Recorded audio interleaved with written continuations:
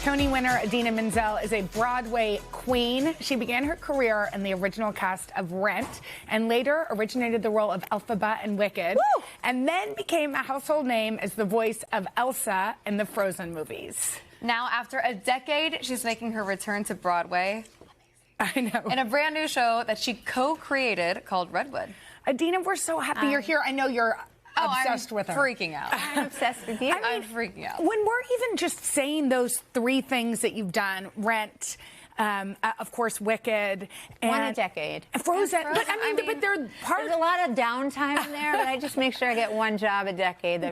One job that's literally part of the fabric of our culture. Yeah. Thank you. We were saying earlier, you're just so great at choosing these incredible roles. I don't always choose. I mean, those first couple of years, I auditioned many times for those roles and needed a job, and so, you know, it's not till like now that things start to come in. Yes, even Elsa. I mean, I had to audition for her. So, but I will take the credit for maybe somehow attracting these type of roles to my world and my ether. Yeah, exactly. Well, Redwood.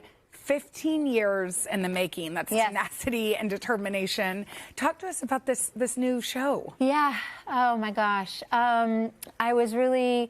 oh, you have the boots I like. Do you like these boots? Yeah, I bought similar ones, but they're more furry. So talk about that later. Yeah, exactly. What was I talking about? Redwood. Yeah. Yes, I was really drawn. Okay, don't laugh. But at the idea, I'm a very happy mom. I'm crazy in love with my son, my husband. But the idea of escaping once in a while is also something that I think we all relate to. And I was drawn to this idea. I learned about people who live in trees for long periods of time. They're tree sitters. They are like protesting the logging companies from cutting down these incredible redwoods. And I thought that would make a really great musical.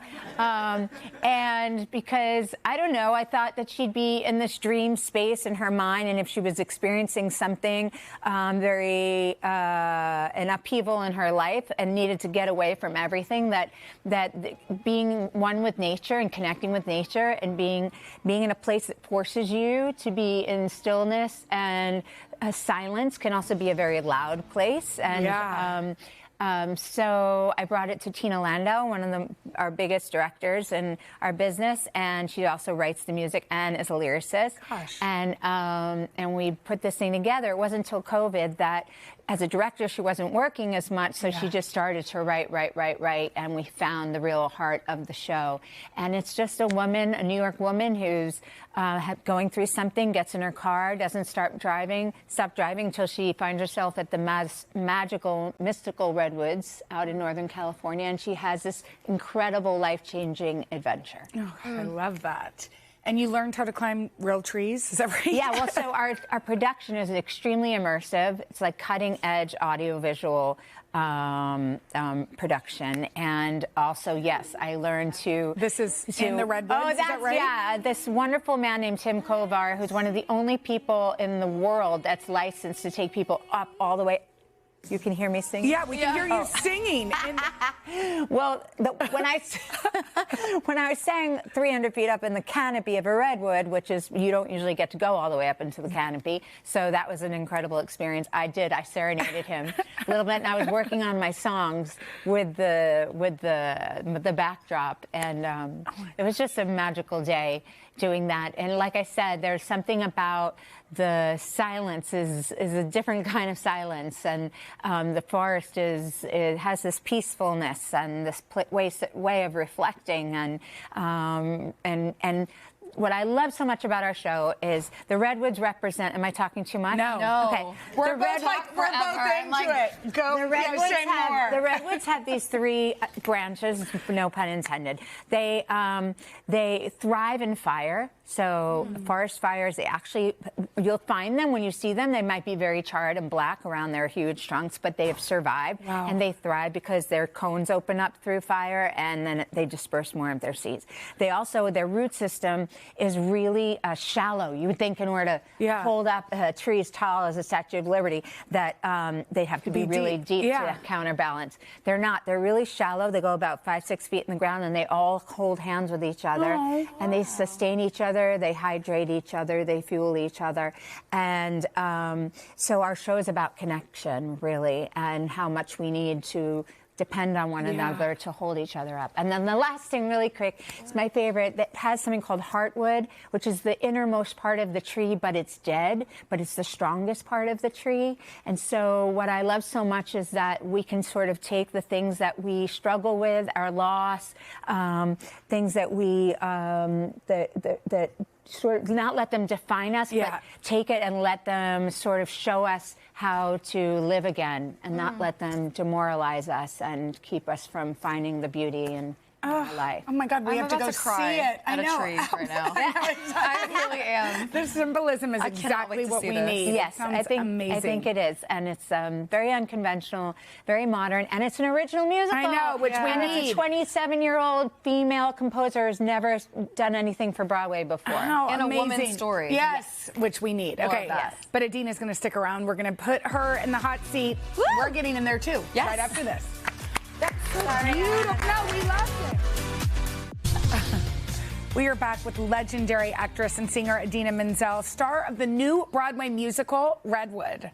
And things are heating up because we're about to play the hot seat.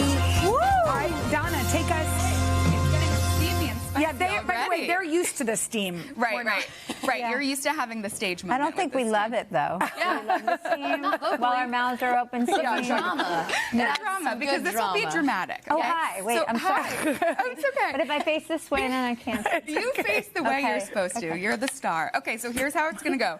I am going to ask a question. If the spotlight lands on you, you have to be the one to answer. Cool. Are you ready to Let's play go. the hot seat? Let's go.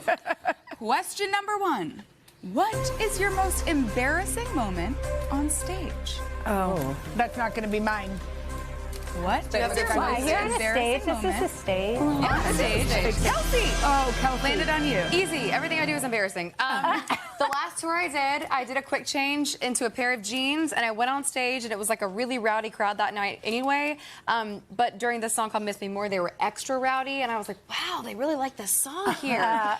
Turns out they were yelling at me because my zipper was down the entire performance, and there's a video, and I'm just like giving it all I have. Oh, no. And they're screaming at me like, zipper, zipper, and I thought they were singing along. By the way, that is such a girl Ego. moment. Yeah. Yes, that's a girl That's happened to all of moment. us. Also, I Miss had Me More is my underboob favorite. once. Underboob? I had underboob come out at Radio City Music Hall. no. Could you imagine being a Long Island girl playing at Radio City Music Hall, like the dream, and then going on stage in my underboob?